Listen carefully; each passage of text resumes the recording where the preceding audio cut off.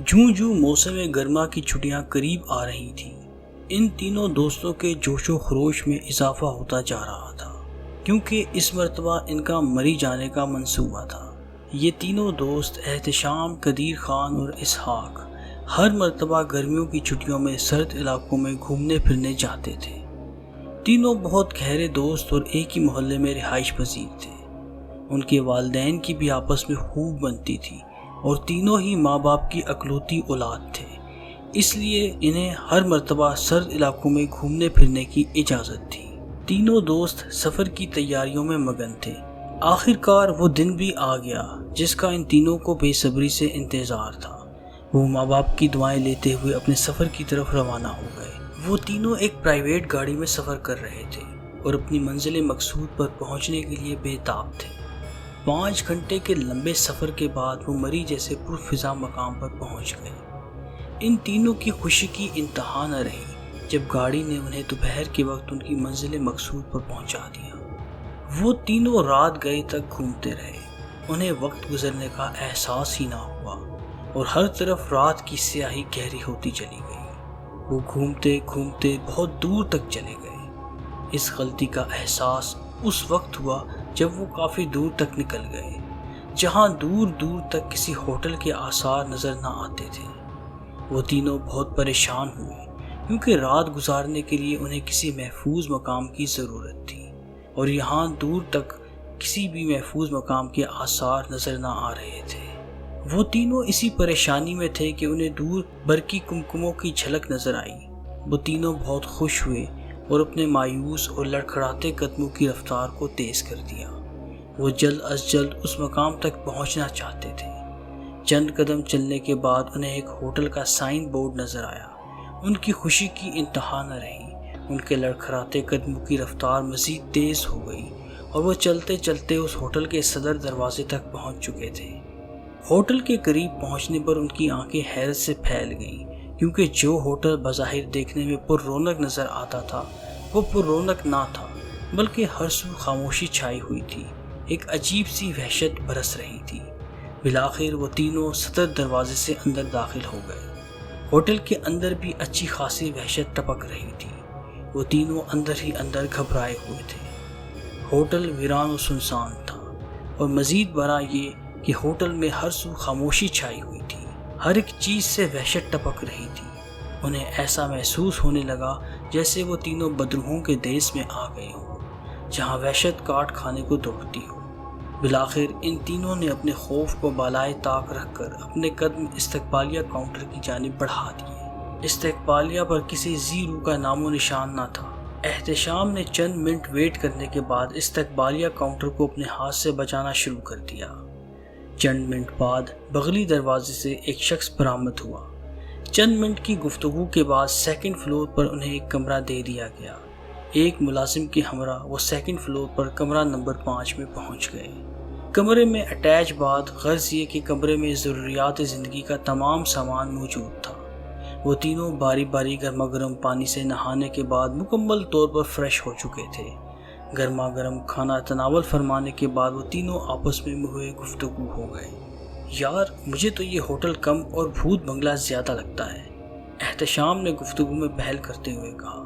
تم تو ہر چیز کو ہی آثار قدیمہ سے ملانے کی کوشش کرتے رہتے ہو، اسحاق نے جل بھن کر کہا۔ احتشام نے قدیر کو گہری سوچ میں گم دیکھا تو اسے مزاح سوجی۔ اس نے کہا، یار اتنا مت سوچا کرو ورنہ سر کے بال خزاں رسیدہ پتوں کی مانند جھڑ جائیں گے۔ قدیر جو ابھی تک ان کی بکواس سنے جا رہا تھا کسی گہری سوچ میں تھا۔ اس پر احتشام نے فکرہ کسا، یار اس کو سوچنے دو، یہ تو کسی عظیم لیڈر کی طرح کچھ نیا ہی بنانے کے بارے میں منصوبہ بندی کر رہا ہے۔ اسحاق نے طنز کیا اور تینوں کہکا لگا کر ہنسنے لگے۔ ہمیشہ سوچ کر کام کرنے والے ہی کامیاب ہوا کرتے ہیں، نہ کہ تم جیسے جاہل۔ وہ سیانے کہتے ہیں نا کہ عالم کا ایک دن جاہل کے ساتھ زندگی گزارنے سے بہتر ہے۔ قدیر جو اب تک ان کی بکواس سنے جا رہا تھا، اس نے طنزیہ کہا، ان کی سنیے جن کی کوئی نہیں سنتا۔ وہ کہتے ہیں نا کہ دھوبی کا کتا گھر کا نہ گھاٹ کا۔ ان صاحب کی مثال بھی اسی طرح کی ہے۔ اسحاق نے بھی فطرتاً قدیر کی بات میں کہا۔ خیر اسی طرح کافی دیر تک وہ آپس میں منہ گفتگو رہے۔ مجھے تو نیند آ رہی ہے بھائی، احتشام جو کافی دیر سے ان کی گفتگو سنے جا رہا تھا اس نے جمائی لیتے ہوئے کہا۔ تم تو ہو ہی فراڈ، جب دیکھتے ہو بازی پلٹ رہی ہے تو تمہیں نیند آنی شروع ہو جاتی ہے، قدیر نے احتشام پر فکرہ کستے ہوئے کہا جو اسحاق پر سبقت لیے جا رہا تھا۔ یار نیند تو مجھے بھی آ رہی ہے، اسحاق نے بھی جمائی لیتے ہوئے کہا۔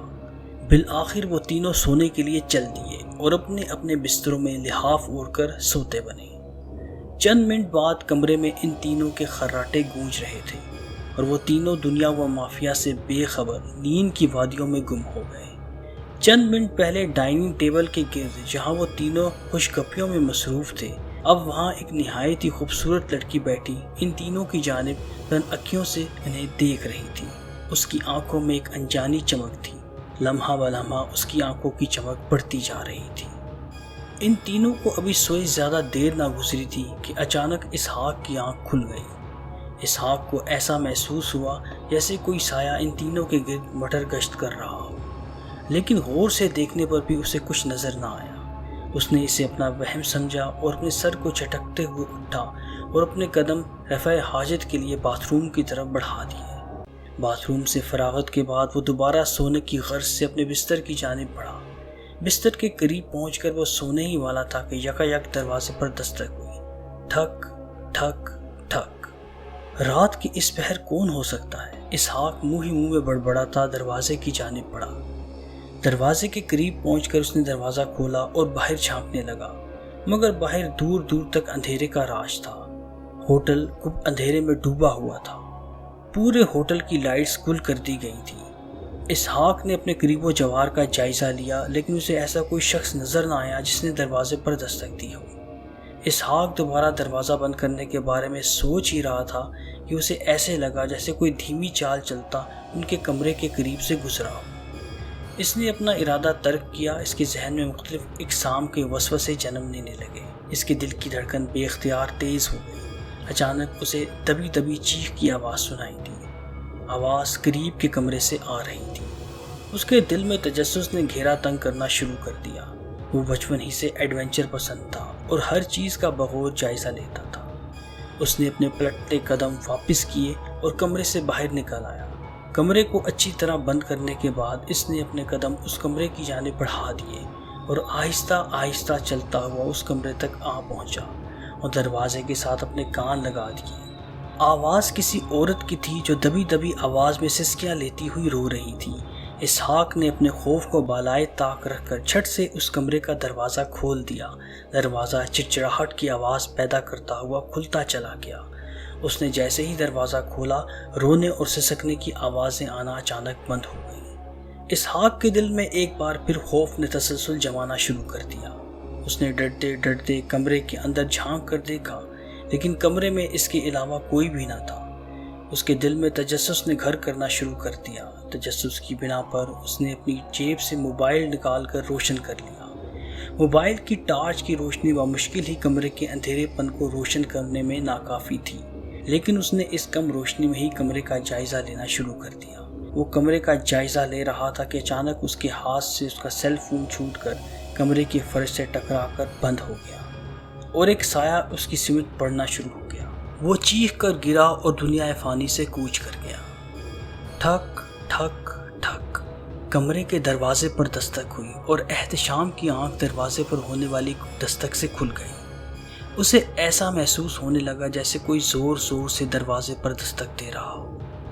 وہ دروازہ کھولنے کی غرض سے اٹھا اور منہ ہی منہ میں نہ جانے کیا بڑبڑاتا ہوا دروازے کے قریب پہنچ چکا تھا اور ایک جھٹکے سے دروازہ کھول کر باہر جھانکنے لگا، مگر دروازے کے باہر کوئی نہ تھا۔ وہ کمرے سے باہر نکل آیا تاکہ وہ دروازہ کھٹکھٹانے والے کا سراغ لگا سکے، مگر دور دور تک کوئی نہ تھا۔ ہوٹل مکمل طور پر سناٹے میں ڈوبا ہوا تھا۔ ہر طرف گہرے اندھیرے کا راج تھا۔ وہ ہر طرف سے مایوس ہو کر واپس پلٹا اور اپنے کمرے کی طرف چل دیا، لیکن ابھی وہ چند قدم ہی چلا ہوگا کہ اسے محسوس ہوا جیسے اسے کسی نے اس کے نام سے پکارا ہو۔ اس نے رک کر پیچھے دیکھا، مگر دور تک کوئی نظر نہ آیا۔ اس نے اسے اپنا وہم سمجھا اور سر جھٹک کر اپنے کمرے کی طرف قدم بڑھا دیے۔ ابھی اس نے چند قدم کا فاصلہ ہی طے کیا ہوگا کہ اسے ایسا محسوس ہوا جیسے کوئی بہت تیزی سے اس کے قریب سے گزرا ہو۔ اس نے فوراً پیچھے مڑ کر دیکھا لیکن پیچھے کوئی نہ تھا۔ وہ اس بات پر ابھی غور ہی کر رہا تھا کہ اسے پائل کی جھنکار سنائی دی۔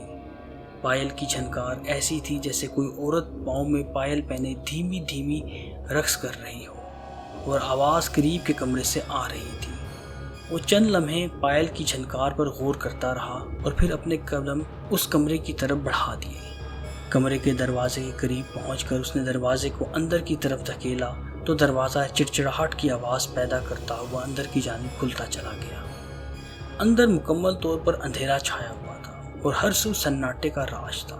احتشام نے تجسس کے مارے اپنی پتلون کی جیب سے موبائل نکال کر اس کی لائٹ روشن کر لی اور ارد گرد جھانکنے لگا، مگر بے سود کمرے میں اس کے سوا کوئی نہ تھا۔ وہ مایوس ہو کر واپس جانے کا سوچ ہی رہا تھا کہ اسے سناٹے میں ایک آواز سنائی دی۔ آواز ایسی تھی جیسے کوئی چیز اپنی جگہ سے کھسکی ہو۔ اس نے ایک مرتبہ پھر گھوم کر پیچھے دیکھا تو اس کا سانس اوپر کا اوپر اور نیچے کا نیچے رہ گیا۔ وہ منظر ہی کچھ ایسا تھا۔ احتشام اندر تک ہل کر رہ چکا تھا۔ احتشام اپنی جگہ پر ساکت ہو گیا، اس کی آنکھیں پھٹی کی پھٹی رہ گئیں۔ وہ جو کوئی بھی تھا دھیرے دھیرے چلتا ہوا اس کے قریب آیا اور اپنے لمبے اور نکیلے دانت اس کی شارگ میں پیوست کر دیے اور اس کے گرما گرم خون سے اپنی پیاس بجھانے لگا۔ اس بلا نے اس کے جسم سے خون کا ایک ایک بوند تک چوس لیا تھا۔ تازہ گرما گرم خون پینے کے بعد اس میں ایک سرد لہر دوڑتی گئی اور پھر اس نے وحشیانہ طریقے سے اس کو بھگوڑنا شروع کر دیا۔ وہ بھوکی شیرنی کی طرح اس پر ٹوٹ پڑی۔ اس نے اس کا سارا گوشت نوچ کھایا اور بالآخر اس کا بغیر گوشت پوست کی ہڈیوں کا ڈھانچہ باقی رہ گیا، لیکن اس کی وحشیانہ بھوک و پیاس ابھی تک نہ بجھی تھی اور وہ ایک نئے شکار کی تلاش میں نکل کھڑی ہوئی۔ قدیر کمرے میں مزے سے سو رہا تھا کہ یکایک اس کی آنکھ کھل گئی۔ آنکھ کھلنے کی کوئی خاص وجہ نہ تھی، لیکن اس کی آنکھ کیوں کھلی اس کی وجہ قدیر کی سمجھ سے باہر تھی۔ وہ اپنے بستر سے اٹھ بیٹھا۔ ہر طرف سناٹے کا راج تھا، تاریخی ہر سو مسلط تھی۔ سائڈ ٹیبل سے پانی کا جگ اٹھا کر گلاس کو پانی سے بھرا اور پانی کا گلاس ایک ہی سانس میں پی گیا۔ پانی پینے کے بعد وہ دوبارہ سونے کی کوشش کرنے لگا۔ بستر پر دراز ہو کر آنکھیں موند لیں اور سونے کی ناکام کوشش میں لگ گیا۔ وہ بستر پر آنکھیں موندے لیٹا تھا کہ اچانک اسے ایک چیخ کی آواز سنائی دی۔ چیخ کی آواز درد میں ڈوبی ہوئی تھی اور کسی عورت کی تھی۔ قدیر کے دل میں ہمدردی کا جذبہ جاگا۔ وہ پریشان ہو گیا کہ رات کے اس پہر کس بدنصیب کی چیخ تھی۔ وہ ہمدردی کے جذبے سے اٹھا اور دروازے کے قریب پہنچ کر آہستہ سے دروازہ کھولا اور باہر نکل گیا۔ اس کے باہر نکلنے کے بعد ایک عورت کمرے میں بیٹھی اس کو باہر نکلتا دیکھ کر مسکرانے لگی۔ اس بدصورت عورت کی ہنسی بہت پرسرار تھی اور آنے والے لمحات کا تصور کر کے خوشی سے جھوم رہی تھی۔ قدیر کمرے سے نکل کر باہر راہداری میں آ گیا، پھر ادھر ادھر جھانکنے لگا اور آواز کی سمت کا تعین کرنے کی کوشش کرنے لگا۔ اس کے کمرے سے باہر آتے ہی آواز بھی آنا بند ہو گئی۔ ہر طرف مکمل سناٹے کا راج تھا۔ رات اپنے پر پھیلائے خاموشی کی چادر اوڑھے ہوئی تھی۔ معلوم ہوتا تھا کہ رات اپنی سیاہی میں کل کائنات کو اپنے اندر سمو لے گی۔ ایسی خاموشی میں کہیں دور سے جھینگر کی آواز اس خاموشی کو کم کرنے میں اپنی ناکام کوششوں میں لگی ہوئی تھی۔ وہ کمرے سے نکلنے کے بعد ریلنگ کے قریب کھڑا ہو گیا اور آواز کی سمت کا تعین کرنے کی ناکام کوشش کرنے لگا۔ اچانک اسے ایسا محسوس ہوا جیسے کوئی انجانی قوت اس کے قریب کھڑی گہرے گہرے سانس لے رہی ہو۔ اس نے بہت غور کیا مگر اس بات کو اپنا وہم سمجھ کر سر جھٹک دیا اور کمرے میں جانے کی غرض سے جیسے ہی گھوما، اسے اپنے پیچھے کھڑے انجانے وجود کو دیکھ کر اوپر کا سانس اوپر اور نیچے کا نیچے رہ گیا اور وہ ہوش و حواس سے بیگانہ ہوتا چلا گیا۔ اور جب قدیر کو ہوش آیا تو خود کو ایک تاریک کمرے میں بند پایا۔ اندھیرا اتنا تھا کہ ہاتھ کو ہاتھ سجھائی نہ دیتا تھا۔ اس تاریکی میں دو روشن آنکھیں قدیر کو مسلسل گھورے جا رہی تھیں اور قدیر ان آنکھوں کی تاب نہ لا کر کسمسا کر ہوش و حواس کی دنیا میں لوٹ آیا تھا۔ اس کے ہوش میں آتے ہی اچانک کمرہ آنکھوں کی بینائی کو اچک جانے والی روشنی سے منور ہوتا چلا گیا۔ کمرے میں اچانک اس قدر روشنی ہو جانے سے قدیر نے چند لمحات کے لیے اپنی آنکھوں کو بھینچ لیا اور جب آنکھیں کھولی تو خود کو اس انجان کمرے میں دیکھ کر وہ ہڑبڑا کر اٹھ بیٹھا اور کمرے میں ارد گرد جھانکنے لگا اور پھر جیسے ہی وہ پیچھے گھوما اپنے سامنے اس قدر خوفناک وجود کو دیکھ کر اسے خوف محسوس ہونے لگا۔ وہ آہستہ آہستہ پیچھے کی جانب گھسٹتا گیا۔ اسی طرح گھسٹتے گھسٹتے وہ دیوار سے جا لگا اور وہ خوفناک وجود بھی اسی کی جانب بڑھنے لگا۔ چند لمحوں بعد وہ بلا اس کے بالکل قریب پہنچ گئی۔ وہ بلا قدیر کے اس قدر قریب پہنچ چکی تھی کہ قدیر اس کے سانسوں کی گرمائش کو اپنے چہرے پر محسوس کر سکتا تھا۔ اس خوفناک بلا کو اپنے اس قدر قریب دیکھ کر قدیر کے خون نے جوش مارا اور قدیر اس بلا سے نمٹنے کے لیے خود کو مکمل طور پر مقابلے کے لیے تیار کرنے لگا۔ چند لمحوں کی ذہنی کشمکش کے بعد وہ ذہنی طور پر مقابلے کے لیے اس قدر تیار ہو چکا تھا کہ اس نے کچھ سوچے سمجھے بغیر ہی اپنے آپ کو اس بلا کے مقابلے میں اتر جانے کے لیے تیار کر لیا اور پھر بجلی کی تیزی سے اپنا داہنا پنچ نہایت برق رفتاری سے اس بلا کے پیٹ میں جڑ دیا۔ وہ بلا اس غیر متوقع حملے سے خود کو نہ بچا پائی اور اپنے بائیں ہاتھ کو پیٹ پر درد کے مقام پر رکھ لیا اور اپنی بکھری سانسوں کو بحال کرنے لگی۔ چند لمحوں بعد ایک بار پھر قدیر کی جانب بڑھنے لگی اور اب وہ اس کی جانب سے مکمل طور پر ہوشیار تھی اور محتاط انداز میں اس کی جانب بڑھنے لگی، اور پھر اس نے برق رفتاری سے قدیر کو دبوچ لیا اور اس کی شہرک کو تلاش کرنے کے بعد اس کی شہرک پر اپنے لمبے لمبے دانت گاڑنے ہی والی تھی کہ اس کا ہاتھ قدیر کی گردن پر پڑے تویز سے ٹکرا گیا اور تویز کے ٹکراتے ہی وہ اچھل کر کافی دور جا گری۔ اس بلا کے زمین سے ٹکراتے ہی زمین زلزلے کی مانند ہلنے لگی اور پھر چند لمحات بعد ساکت و جامد ہو گئی۔ زمینی زلزلہ رکتے ہی وہ بلا نہایت خوفناک انداز میں اٹھی اور قدیر کی جانب ایک بار پھر دوڑ لگا دی۔ قدیر کے قریب پہنچ کر اس بلا نے ایک لمبی چست لگائی اور قدیر کو دبوچتے ہوئے کافی دور گھسیٹ کر لے گئی۔ قدیر اس کے اس اچانک حملے سے گھبرا گیا اور اس کا سانس تیز تیز چلنے لگا۔ چند سیکنڈ تک وہ خود کو ایک بار پھر مقابلے کے لیے تیار کر چکا تھا۔ وہ خوفناک بلا اور قدیر آپس میں گتھم گتھا تھے کہ قدیر نے اچانک موقع پا کر اس بلا کے پیٹ پر مضبوطی سے اپنی ٹانگیں جما کر پورے زور سے بلا کو خود سے پرے دھکیل دیا اور خود کمرے سے باہر دوڑ لگا دی۔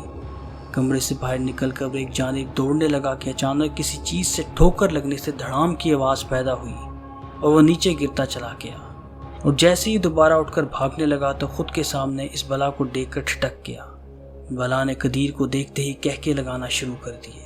ہا ہا ہا، تم مجھے جل دے کر کہاں بھاگو گے مہاراج۔ قدیر ایک بار پھر اس بلا کو اپنے سامنے دیکھ کر دوسری طرف کو دوڑنے لگا۔ وہ اس بلا کے کہکہے سن کر گھبرا گیا اور ایک بار پھر اونھے منہ گرا۔ اس بار وہ گرتے ہی اٹھ کھڑا ہوا۔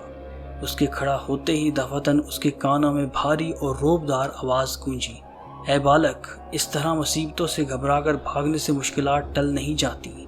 مشکلات کا ڈٹ کر مقابلہ کرنے والے ہی ہمیشہ کامیاب ہوتے ہیں۔ تمہارے گلے میں جو برگزیدہ بزرگ کا بخشا ہوا تعویذ پڑا ہے، اسے اتار کر اس بلا کی گردن میں ڈال دے، تیری مشکل حل ہو جائے گی۔ اور پھر وہ آواز اچانک آنا بند ہو گئی۔ قدیر کے دماغ میں اس کی باتیں گونج رہی تھیں۔ مشکلات سے گھبرانے والے کبھی کامیاب نہیں ہوتے۔ قدیر نے جلدی سے اپنی گردن میں پڑا ہوا تعویذ نکالا اور اس بلا کی جانب دوڑ لگا دی۔ قدیر بھاگتا ہوا اس بلا کے قریب پہنچ گیا۔ بلا اس کو اپنے اس قدر قریب دیکھ کر سرشار ہو گئی اور اس کی شارک پر اپنے دانت گاڑنے کے لیے اپنا منہ اس کی شارک پر رکھ دیا اور اپنے لمبے لمبے دانت اس کی شارک میں گاڑنے ہی والی تھی کہ قدیر نے جلدی سے مٹھی میں دبا تعویذ بلا کی گردن میں ڈال دیا۔ تعویذ گردن میں ڈالنے کی دیر تھی کہ وہ بلا ایسے اچھلی جیسے بے خبری میں ننگے تار کو چھو لیا ہو۔ تعویذ کی گردن میں جا کر اس کے جسم سے چمٹ گیا اور اس کی چیخو پکار سے در و دیوار ہلتے محسوس ہوئے اور وہ بلا چند سیکنڈ میں راکھ کا ڈھیر بن کر رہ گئی۔ اس بلا کے راکھ ہوتے ہی ہوٹل کے در و دیوار بھی ہلنے لگے۔ دفعتاً ایک بار پھر قدیر کے کانوں میں وہی آواز گونجی، اے بالک، بھاگ اس ہوٹل سے، ابھی یہ زمین بوس ہو جائے گا۔ قدیر وہ آواز سنتے ہی باہر کی جانب بھاگنے لگا۔ چند سیکنڈ کے عرصے میں وہ ہوٹل کی چار دیواری سے باہر تھا۔ اس کے باہر نکلتے ہی ہوٹل زمین بوس ہو گیا اور چند لمحات میں اس کا سارا ملبہ بھی غائب ہو گیا۔ صبح کا اجالا پھیل رہا تھا، ہر طرف ہو کا عالم تھا، سناٹے نے اپنے پر پھیلا رکھے تھے۔